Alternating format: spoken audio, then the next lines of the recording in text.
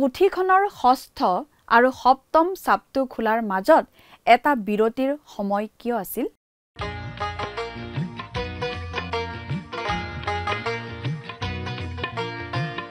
আজিৰে পবিত্ৰ ক্ষণতে উজলি উঠা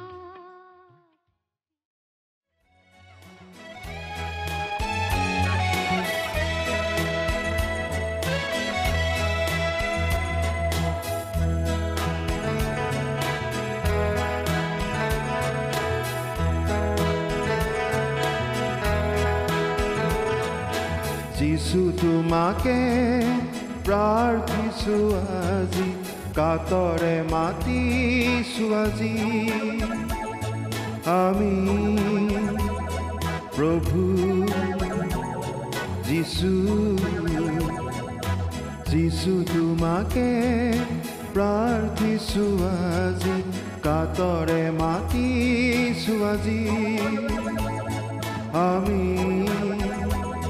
প্ৰভু যিছু।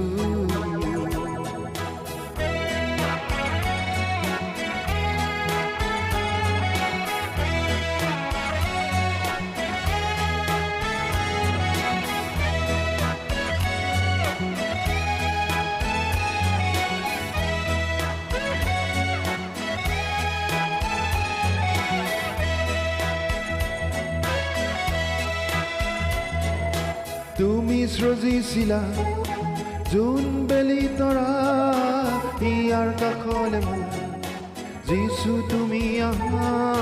তুমি সৃজিছিলা যোন বেলি তৰা, ইয়াৰ কাষলে মোৰ যিছু তুমি আহা।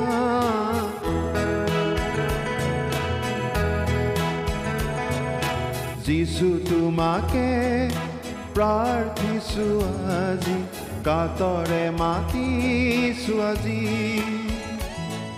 আমি প্ৰভু যিছু। যিছু তোমাকে প্ৰাৰ্থিছো আজি, কাতৰে মাতিছো আজি আমি প্ৰভু যিছু।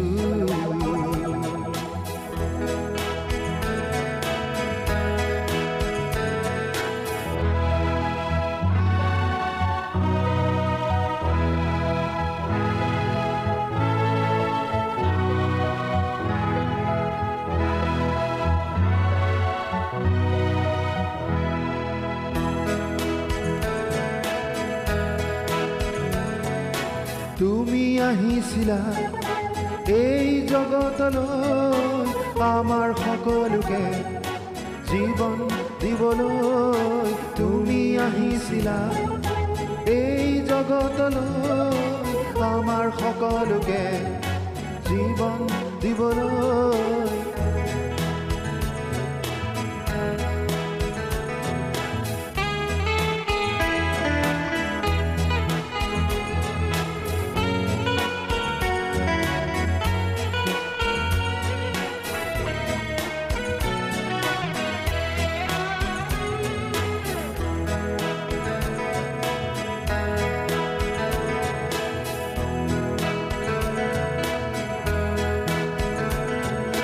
তোমাৰ প্ৰেমৰ কথা বৰ্ণাই নপৰে, হোৱা যিছু তুমি চিৰদিনে মোৰ। তোমাৰ প্ৰেমৰ কথা বৰ্ণাই নপৰে, হোৱা যিছু তুমি চিৰদিনে মোৰ।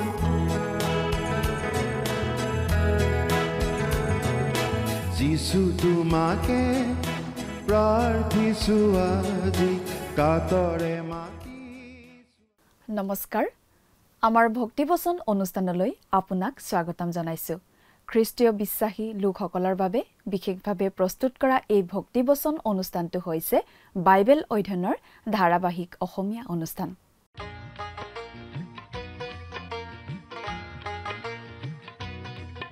প্ৰিয় দৰ্শক, আপুনি যদি আমাৰ আগৰ অনুষ্ঠানটো শুনিছিল তেনেহলে আপোনাৰ নিশ্চয় মনত আছে যে আমি এতিয়া বাইবেলৰ নতুন নিয়ম খণ্ডৰ প্ৰকাশিত বাক্য নামৰ পুস্তকখন অধ্যয়ন কৰি আছো আৰু যোৱা অনুষ্ঠানত আমি এই প্ৰকাশিত বাক্য পুস্তকৰ 6 নম্বৰ অধ্যায়ৰ 9 নম্বৰ পদৰ পৰা 17 নম্বৰ পদলৈকে পঢ়ি তাৰ ভিত্তিত আগবঢ়োৱা আলোচনা শুনিবলৈ পালো আজিৰ অনুষ্ঠানত আমি এই প্ৰকাশিত বাক্য পুস্তকখনৰ 7 নম্বৰ অধ্যায়ৰ 1 নম্বৰ পদৰ পৰা 3 নম্বৰ পদলৈকে পঢ়ি তাৰ ভিত্তিত আগবঢ়োৱা আলোচনা শুনিবলৈ পাম 6 নম্বৰ অধ্যায়ৰ পৰা 18 নম্বৰ অধ্যায়ৰ মূল বিষয়বস্তু হৈছে পৃথিৱীত ঘটিবলগীয়া মহাক্লেশ প্ৰভু যীশুৱে এটা এটাকৈ চাপবোৰ খুলিলে এটা এটাকৈ দৃশ্যবোৰ মুকলি হোৱা আমি দেখিবলৈ পাওঁ প্ৰথমটো চাপ খোলাৰ লগে লগে দেখা গ'ল এটা বগা ঘোঁৰা তাত বহা লোকজনে এফালৰ পৰা জয় কৰি গ'ল এইজন হৈছে খ্ৰীষ্টাৰী দ্বিতীয়টো চাপ মেলাৰ লগে লগে দেখা গ'ল এটা ৰঙা ঘোঁৰা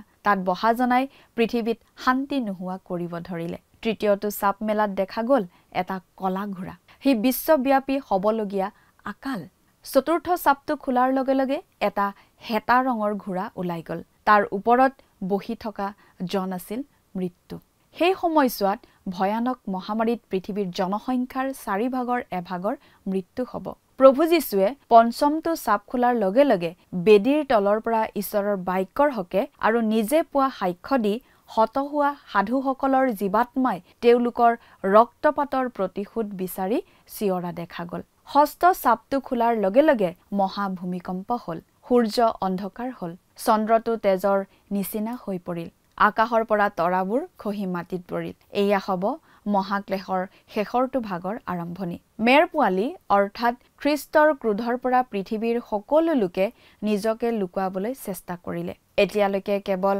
6টা চাপ খোলা হৈছে এই 6টা চাপে পৃথিৱীত অহা 4টা মহাক্লেশৰ কথা প্ৰকাশ কৰে এইবোৰ হৈছে বিচাৰৰ আৰম্ভণি পঞ্চম চাপত আমি যীশুৰ হকে চখি থোৱা লোকৰ সমষ্টি দেখিছিলো ষষ্ঠ চাপত এখন ঈশ্বৰবিহীন পৃথিৱীলৈ নামি অহা মহাক্লেশৰ বিধ্বংসৰ চিহ্নবোৰ দেখুৱাইছে এই সময়ছোৱাত মণ্ডলীৰ নাম কেতিয়াও উল্লেখ কৰা হোৱা নাই কাৰণ যোহনে পৃথিৱীত কি ঘটিছে সেইবোৰহে লিখি আছে আৰু এই বিশেষ সময়ত মণ্ডলী পৃথিৱীত উপস্থিত নাথাকিব প্ৰিয় দৰ্শক কথাবোৰ অধিক বহলাই চাবলৈ আহকচোন এতিয়া আমি মূল আলোচনাটোৰ মাজলৈ আগবাঢ়ি যাওঁ প্ৰিয় শ্ৰোতা আমি আজি কিছুদিনৰ পৰা বাইবেলৰ একেবাৰে শেষৰখন পুস্তক অৰ্থাৎ যোহনৰ প্ৰতি প্ৰকাশিত বাক্য নামৰ পুস্তকখন অধ্যয়ন কৰি আছো নহয়নে বাৰু এই পুস্তকখনক চমুকৈ আমি প্ৰকাশিত বাক্য বুলিয়েই কওঁ আমি এই প্ৰকাশিত বাক্য পুস্তকখনৰ অধ্যয়ন আৰম্ভ কৰি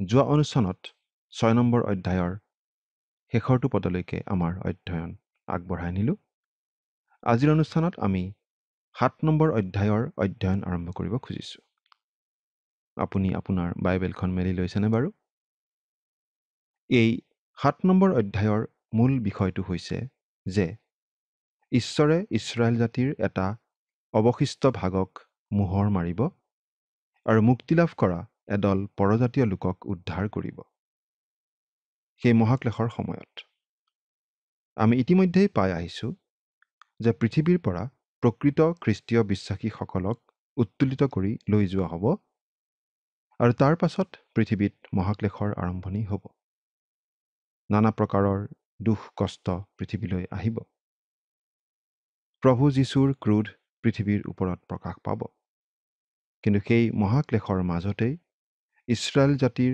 এদল লোকক তেওঁ মোহৰ মাৰিব আৰু পৰজাতিৰ লোক অৰ্থাৎ অনাজিহুদী লোকসকলৰ মাজৰো এজাক লোকক তেওঁ ৰক্ষা কৰিব কাৰণ তেওঁলোকে এই মহাক্লেশৰ মাজতেই প্ৰভু যীশুক বিশ্বাস কৰিব এই প্ৰকাশিত বাক্য পুস্তকখন বুজি পাবলৈ খুব টান পুস্তক বুলি বহুতো মানুহে ক'ব খোজে বহুতো লোকে ক'ব খোজে ইয়াত কিছুমান দৰ্শনৰ কথা আছে কিছুমান প্ৰতীকধৰ্মী কথা আছে যিবোৰ মানুহে বুজি পাব নোৱাৰে কিন্তু আমি ভাবো এই পুস্তকখন অতি সুশৃংখল পুস্তক আৰু এই পুস্তকখন অতি সৰলভাৱে বিভক্ত কৰা আছে আৰু আমি অলপ মন কৰিলেই সেই বিভাজন বুজি পাব পাৰোঁ আমি যদি ক'ৰবাৰ এঠাইৰ পৰা মাত্ৰ এটা দফা লৈ তাত থকা কথাখিনি নিজৰ মতে ব্যাখ্যা কৰিবলৈ চেষ্টা কৰি থাকোঁ তেন্তে খেলিমেলি হ'বই কিন্তু তাকে নকৰি আমি পাচনি জোহনে আমাক যেনেদৰে কয়, যেনেদৰে দেখুৱায়, তেনেদৰে বুজি গ'লেই হ'ল। আমি পঢ়ি যাব লাগে আৰু জোহনে আমাক যেনেদৰে আগবঢ়াই লৈ যায়, তেনেদৰেই ঘটনাবোৰ বুজি গ'লেই হ'ল। আমি এতিয়া এনেকুৱা এটা অংশ পাঠ কৰি আছোঁ, য'ত আমি পাওঁ মহাক্লেশৰ কথা। এই ঘটনাবোৰ ঘটিব যেতিয়া এই পৃথিৱীৰ পৰা খ্ৰীষ্টীয় মণ্ডলীক উঠাই লৈ যোৱা হ'ব স্বৰ্গলৈ। কাৰণ এই পৃথিৱীত মণ্ডলীৰ কাম শেষ হ'ব আৰু মণ্ডলীক পৃথিৱীৰ পৰা স্বৰ্গলৈ উঠাই লৈ যোৱা হ'ব। মণ্ডলী মানে সকলোবোৰ প্ৰকৃত খ্ৰীষ্টীয় বিশ্বাসীৰ সমষ্টি। পাচনি পিতৰে এনেদৰে কৈছিল, কিয়নো প্ৰথমে ইয়াকে জানিছা যে শাস্ত্ৰৰ কোনো ভাৱবাণী কওঁতাৰ নিজৰ ব্যাখ্যাৰ বিষয় নহয়। দ্বিতীয় পিতৰ 1 অধ্যায় 20 পদ। তাৰমানে আপুনি ক'ৰবাৰ পৰা এটা শাস্ত্ৰপদ লৈ অকলে তাৰ অৰ্থ ব্যাখ্যা কৰিলে নহ'ব, বা তোৰ এটা শাস্ত্ৰপদ বাছি লৈ সেইবোৰ নিজৰ পচন্দমতে ক্ৰমত সজাই কিবা এটা অৰ্থ উলিয়াব খুজিলেই নহ'ব, নাইবা কেৱল প্ৰকাশিত বাক্য পুস্তকখন অকলে ব্যাখ্যা কৰিলেই নহ'ব। আমি এই কথা মনত ৰখা উচিত যে প্ৰকাশিত বাক্য পুস্তকখন বাইবেলৰ একেবাৰে শেষৰখন পুস্তক। আমি যেতিয়া অংক শিকিবলৈ আৰম্ভ কৰোঁ, তেতিয়া প্ৰথমতে নেওতা শিকোঁ, প্ৰথমতে আখৰবোৰ শিকোঁ, তাৰ পাছত যোগ নেওতা শিকোঁ, 1 1 2, 1 2 3, বা প্ৰথমতে আমি বৰ্ণমালা শিকোঁ। ক শ্ৰেণী বা খ শ্ৰেণীত পঢ়া ল'ৰা ছোৱালীক আমি পোনে পোনেই এলজেব্ৰা নিশিকাওঁ, বা জ্যামিতি বা এটমিক ফিজিক্স বা টান টান পাঠবোৰ নপঢ়াওঁ। এই প্ৰকাশিত বাক্য পুস্তকখন যিহেতু বাইবেলৰ শেষৰখন পুস্তক, গতিকে আমি বাইবেলৰ আগৰ পুস্তক 65খনৰ কথা অলপ হ'লেও জানিব লাগিব। আৰু যদি আমি আগৰ 65খন পুস্তকৰ ব্যৱহাৰিক জ্ঞান আহৰণ কৰি লওঁ, তেতিয়া আমি দেখিম যে এই শেষৰখন পুস্তক অৰ্থাৎ প্ৰকাশিত বাক্য পুস্তকখনৰ কথাবোৰ বুজি পোৱাত আমাৰ সহজ হৈ পৰিছে। এতিয়া আমি পাচনি জোহনৰ যোগেদি মহাক্লেশৰ বিষয়ে বিশদভাৱে বৰ্ণনা পাম। এই সময়খিনিৰ কথা বাইবেলৰ আন কোনো ঠাইতেই বৰ্ণনা কৰা হোৱা নাই। কেৱল মথিয়ে লিখা শুভবাৰ্তাৰ 24 আৰু 25 নম্বৰ অধ্যায়ত প্ৰভু যীশুৱে জৈতুন পৰ্বতত শিষ্যসকলৰ আগত কোৱা কথাখিনিৰ মাজতহে আমি এই সময়ছোৱাৰ বৰ্ণনা পাওঁ। আৰু আমি এতিয়া এই প্ৰকাশিত বাক্য পুস্তকত এই মহাক্লেশৰ বৰ্ণনা পাব ধৰিছোঁ। যিখনে আমাক আগতে পোৱা বৰ্ণনাৰ লগত আৰু অধিক কথা জনাই দিছে। তেওঁ জনোৱা কথাখিনি আচলতে প্ৰভু যীশুৱে জনোৱা কথা তেওঁৰ যোগেদি। 6 নম্বৰ অধ্যায়ত আমি দেখিলোঁ 7টা চাবৰ সেই পুথিখন মেলাৰ কথা। আচলতে আমি এতিয়ালৈকে 6টা চাব খোলাহে দেখিলোঁ। আৰু এই 6টা চাবে পৃথিৱীৰ ওপৰলৈ আহিবলগীয়া 4টা ভয়াৱহ অৱস্থাৰ কথা প্ৰকাশ কৰিছে। পৃথিৱীত আৰম্ভ হ'বলগীয়া সুধবিচাৰৰ কথা। 5 নম্বৰ চাপটো খোলোতে আমি দেখিলোঁ ঈশ্বৰৰ হকে শ্বহীদ হোৱা বহুতো লোকৰ জীৱাত্মা। আৰু 6 নম্বৰ চাপটো খোলোতে আমাৰ আগত দেখুওৱা হ'ল পৃথিৱীত ঈশ্বৰৰ মহাক্ৰোধ প্ৰকাশিত হোৱাৰ লক্ষণ হিচাপে প্ৰকাশ পোৱা বিভিন্ন প্ৰাকৃতিক চমৎকাৰবোৰৰ কথা। এই সময়ছোৱাত এবাৰো খ্ৰীষ্টীয় মণ্ডলীৰ নাম উল্লেখ কৰা হোৱা নাই। এই মহাক্লেশৰ সময়ছোৱাত মণ্ডলীৰ কোনো উল্লেখ নাই। কিয়? কাৰণ এই মহাক্লেশ ঘটিব পৃথিৱীত। জোহনে পৃথিৱীত ঘটি থকা ঘটনাৰ বৰ্ণনাহে দিব ধৰিছে। আৰু এই বিশেষ সময়ছোৱাত পৃথিৱীত খ্ৰীষ্টীয় মণ্ডলী নাথাকিবই। জোহনে যি যি দেখিছিল সেইবোৰকেই লিপিবদ্ধ কৰিবলৈ তেওঁক কোৱা হৈছিল প্ৰভু যীশুৰ দ্বাৰা। তেওঁ প্ৰথমতে গৌৰৱান্বিত প্ৰভু যীশুৰ দৰ্শন পাইছিল। তাৰ পাছত তেওঁক কোৱা হৈছিল বৰ্তমান কালৰ বিষয়ে লিখিবলৈ, অৰ্থাৎ পৃথিৱীত মণ্ডলীৰ যুগ চলি থকাৰ সময়ৰ কথাবোৰ। আচলতে আমি এতিয়াও এই মণ্ডলীৰ যুগতেই আছোঁ, কাৰণ মণ্ডলী এতিয়াও পৃথিৱীতেই আছে। গতিকে পৃথিৱীত এতিয়াও মণ্ডলীৰ যুগ চলি আছে। প্ৰকাশিত বাক্য 2 নম্বৰ আৰু 3 নম্বৰ অধ্যায়ৰ মূল বিষয়বস্তু আছিল এই খ্ৰীষ্টীয় মণ্ডলী। ইফিছ, স্মৰ্ণা, পৰগাম, থুৱাতিৰা ইত্যাদি 7টা স্থানীয় মণ্ডলী, অৰ্থাৎ মণ্ডলীৰ যুগৰ 7টা যুগৰ বিষয়ে আমি পঢ়িবলৈ পাইছিলোঁ। কিন্তু আমাৰ আগত থকা অধ্যায়টোত মণ্ডলীক একো কোৱা হোৱা নাই, কাৰণ মণ্ডলী আৰু পৃথিৱীত নাই। 4 নম্বৰ আৰু 5 নম্বৰ অধ্যায়ত আমি দেখিবলৈ পাইছিলোঁ যে মণ্ডলী স্বৰ্গত আছে। এই পৃথিৱীৰ পৰা মণ্ডলী উঠাই লৈ যোৱাৰ পাছত মণ্ডলী স্বৰ্গতেই থাকিব। মণ্ডলীয়ে মহাক্লেশৰ মাজেদি পাৰ হ'ব নালাগে। পৃথিৱীত চলিবলগীয়া মহাক্লেশৰ সন্মুখীন হ'ব নালাগে। গতিকে বিষয়বস্তু সলনি হ'ল। আমি আচলতে এতিয়া খ্ৰীষ্টীয় মণ্ডলীৰ বাহিৰৰ কথাহে দেখি আছোঁ। আমাক এখন পুথিৰ কথা কোৱা হ'ল, 7টা চাপ থকা পুথি। আগৰ অধ্যায়টোত তাৰ 6টা চাপ খোলা হ'ল। 4জন অশ্বাৰোহীয়ে পৃথিৱীত মহাক্লেশৰ সূত্ৰপাত ঘটায় আৰু 7টা চাবে সামগ্ৰিক ছবি এখন দাঙি ধৰে সেই 7 বছৰীয়া কালদোখৰৰ। শেষৰটো চাবে আচলতে সেই 7 বছৰীয়া মহাক্লেশৰ পাছৰ অৰ্ধ, অৰ্থাৎ পাছৰ 3.5 বছৰৰ কথা বুজায়। ইতিমধ্যেই পৃথিৱীৰ 4 ভাগৰ এভাগ মানুহ মৰিব। এই 3.5 বছৰীয়া কাল আৰম্ভ হোৱাৰ আগতেই এই ভয়াৱহ সময়ছোৱাৰ মাজেৰে পাৰ হৈ যোৱাটো বিশেষকৈ ঈশ্বৰৰ হকে থিয় দিয়া লোক, অৰ্থাৎ খ্ৰীষ্টীয় বিশ্বাসী লোকৰ বাবে অতি কষ্টকৰ হ'ব। সেই সময়ত খ্ৰীষ্টীয় মণ্ডলী পৃথিৱীত নাথাকিলেও কিছুমান লোকে খ্ৰীষ্টক বিশ্বাস কৰিব ত্ৰাণকৰ্তা আৰু প্ৰভুৰূপে। এতিয়া জোহনে আমাৰ আগত এটা সহজ নীতি দাঙি ধৰিব, যাতে আমাৰ বাবে কথাবোৰ বুজাত সহজ হয়। তেওঁ 7ৰ শৃংখলা এটা আমাৰ আগত দাঙি ধৰিব, কিন্তু তেওঁ কেনেভাৱে দাঙি ধৰিছে সেইটো আমি লক্ষ্য কৰা উচিত। এতিয়া আমি এটা বিশেষ ধৰণৰ প্ৰশ্ন আলোচনা কৰিব খুজিছোঁ। আমি ইতিমধ্যে উল্লেখ কৰিলোঁ যে পৃথিৱীত মহাক্লেশ আৰম্ভ হোৱাৰ আগেয়ে পৃথিৱীৰ পৰা খ্ৰীষ্টীয় মণ্ডলীক উঠাই লৈ যোৱা হ'ব স্বৰ্গলৈ।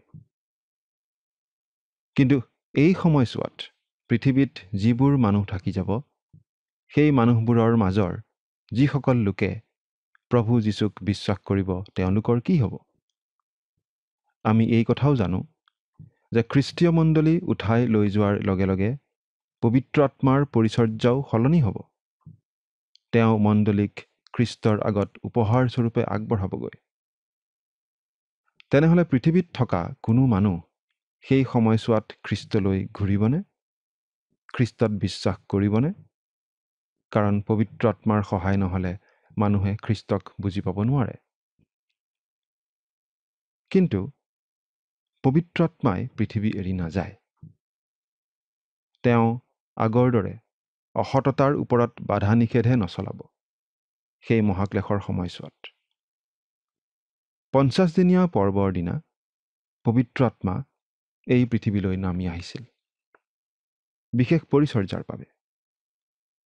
এই পৃথিৱীৰ পৰা মণ্ডলীক তুলি নিয়াৰ লগে লগে তেওঁৰ সেই বিশেষ পৰিচৰ্যাৰ সামৰণি পৰিব।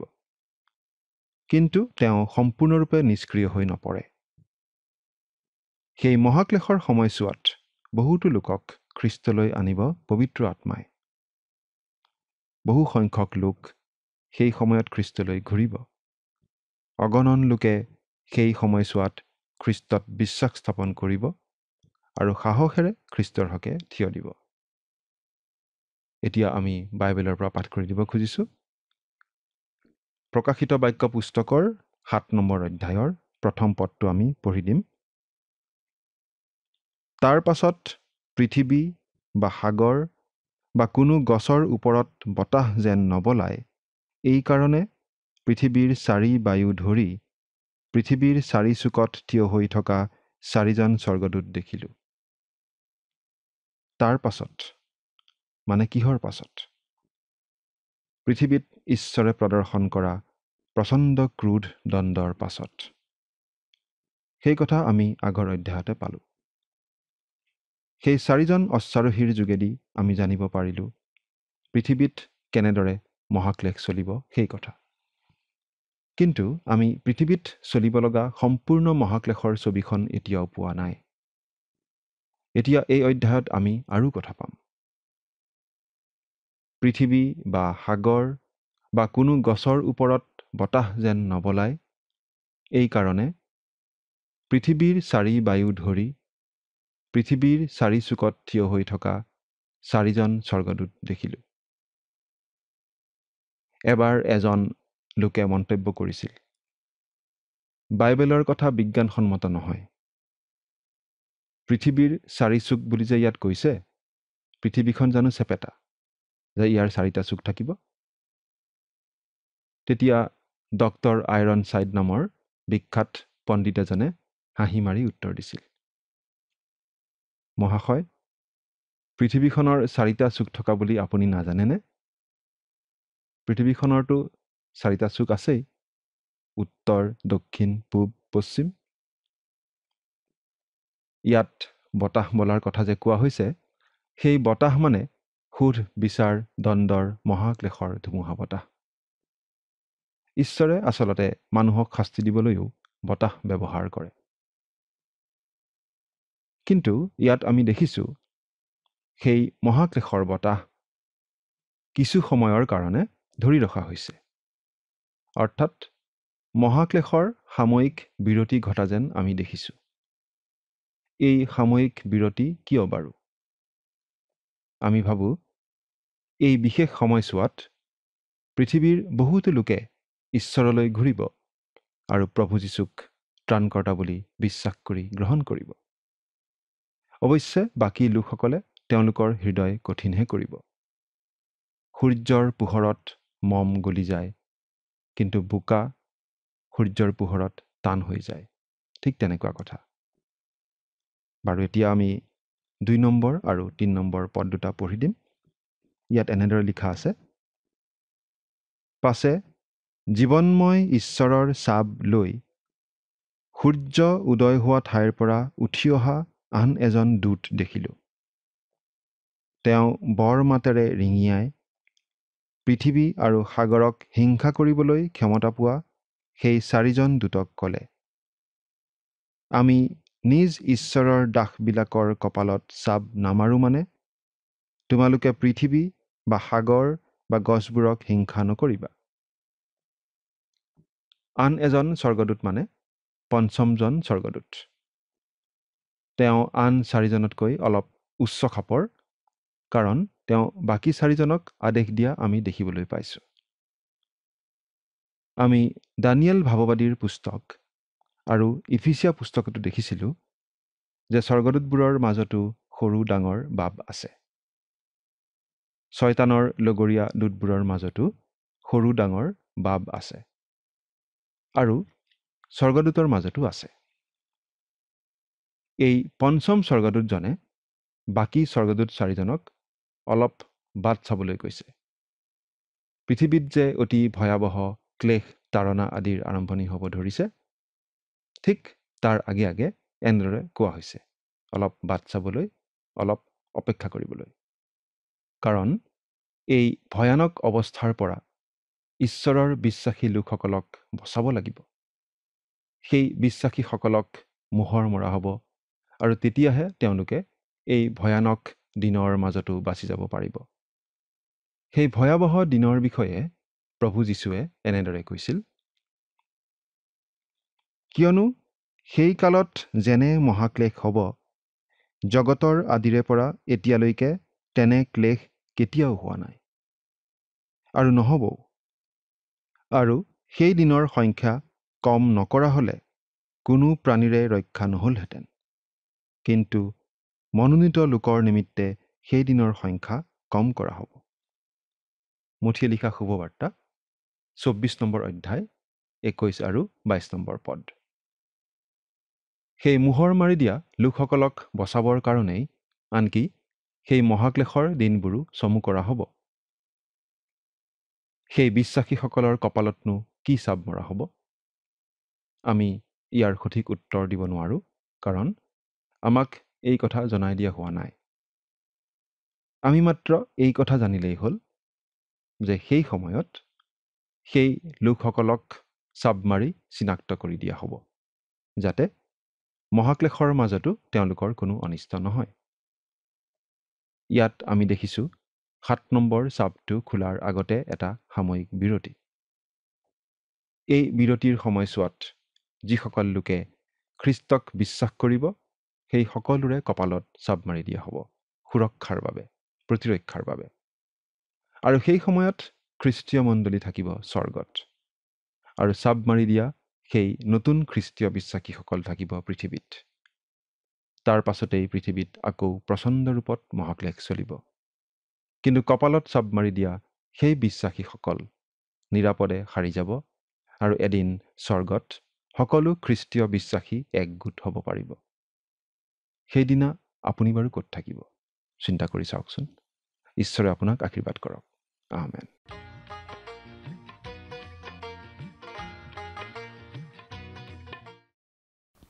6 আৰু 7 নং চাবটো খোলাৰ মাজত এটা বিৰতি আমি পাওঁ। এই বিৰতি কিহৰ বাবে আমি সেইটো বুজি পাওঁ। পৃথিৱীলৈ ঈশ্বৰৰ বিচাৰৰ দণ্ড নামি অহাৰ আগতে এটা বিশেষ কাম কৰিবলগীয়া আছে। সেইটো হৈছে ভয়ংকৰ আৰু আতংকৰ বিচাৰৰ পৰা ঈশ্বৰলৈ উৎসৰ্গিত দাহ-দাহীৰ সুৰক্ষা নিশ্চিত কৰা একান্ত প্ৰয়োজন। ঈশ্বৰে তেওঁলোকক মোহৰ মাৰিব, যাতে তেওঁলোকে সেই ভয়ংকৰ সময়ৰ মাজেৰে পাৰ হ'ব পাৰে। সেই ভয়ংকৰ দিনৰ মাজত তেওঁলোক সংৰক্ষিত থাকিব। তেওঁলোকক চিনাক্ত কৰি মোহৰ মাৰি শেষ নকৰালৈকে পৃথিৱীৰ ওপৰলৈ সেই শাস্তিমূলক দিন ঈশ্বৰে আহিবলৈ নিদিয়ে। প্ৰিয় দৰ্শক, আজিলৈ আমাৰ অনুষ্ঠানটো ইমানতে সামৰণি মাৰিব খুজিছোঁ। পৰৱৰ্তী অনুষ্ঠানত আপোনালোকক পুনৰ লগ পোৱাৰ আশা ৰাখিছোঁ। সামৰণি মৰাৰ আগতে আহকচোন আমি খন্তেক প্ৰাৰ্থনাত মূৰ্ণত কৰোঁ হওক। স্বৰ্গত থকা অতি মৰমীয়াল দয়ালু পিতৃ ঈশ্বৰ, প্ৰভু তোমাক ধন্যবাদ দিছোঁ। সুন্দৰ সময় তুমি আমাক প্ৰত্যেকক দিয়াৰ বাবে। বিশেষকৈ প্ৰভু সময়তে প্ৰাৰ্থনা কৰিছোঁ তোমাৰ চৰণত, যি তোমাৰ পবিত্ৰ বাক্য অধ্যয়ন কৰা হ'ল, এই বাক্য প্ৰতিজন দৰ্শকে বুজি পাইছে বুলি প্ৰভু বিশ্বাস কৰোঁ। আৰু তেওঁলোকক প্ৰভু তুমি আশীৰ্বাদ কৰিবা, যাতে প্ৰভু বিশ্বাসত তেওঁলোকে প্ৰভু দৃঢ় হ'ব, আৰু তেওঁলোকে সদায় যাতে প্ৰভু তোমাক তেওঁলোকৰ জীৱনত আগস্থান দি প্ৰভু চলিবলৈ পাৰিব, তেনে আশীৰ্বাদ দান কৰা। আৰু তেওঁলোকৰ প্ৰতিটো অভাৱ অভিযোগবিলাক প্ৰভু তুমি পূৰণ কৰিবা। এই সকলো যাচনা মহান ত্ৰাণকৰ্তা প্ৰভু যীশুখ্ৰীষ্টৰ নামত অৰ্পণ কৰিলোঁ। আমেন। প্ৰিয় দৰ্শক, যোৱা অনুষ্ঠানৰ প্ৰশ্নটোৰ শুদ্ধ উত্তৰটো হৈছে অপশ্যন এ, প্ৰভু যীশুৰ। আজিৰ অনুষ্ঠানৰ ওপৰত আধাৰিত প্ৰশ্নটো হৈছে 4জন অশ্বাৰোহীয়ে পৃথিৱীত কিহৰ সূত্ৰপাত ঘটাব? অপশ্যন এ, আগমনৰ, অপশ্যন বি, মহাক্লেশৰ, অপশ্যন চি, প্ৰভুৰ দিনৰ, অপশ্যন ডি, অনুগ্ৰহ কালৰ। প্ৰিয় দৰ্শক, আজিৰ প্ৰশ্নৰ সঠিক উত্তৰটো আজি সন্ধিয়া 6 বজাৰ আগেয়ে আপোনাৰ নাম আৰু সম্পূৰ্ণ ঠিকনাৰে সৈতে আমালৈ 7429840242 নম্বৰত SMS নাইবা হোৱাটছআপ যোগে প্ৰেৰণ কৰক। প্ৰিয় দৰ্শক, আপুনি যদি আমাৰ এই অনুষ্ঠানৰ যোগেদি আশীৰ্বাদপ্ৰাপ্ত হৈছে আৰু আমাৰ লগত কথা পাতিবলৈ বিচাৰিছে বা আপোনাক প্ৰাৰ্থনাৰ সহায়ো পৰামৰ্শ লাগে, তেন্তে আমালৈ 7429840242 এই নম্বৰত পোনপটীয়াকৈ ফোন কৰিব পাৰিব। ধন্যবাদ।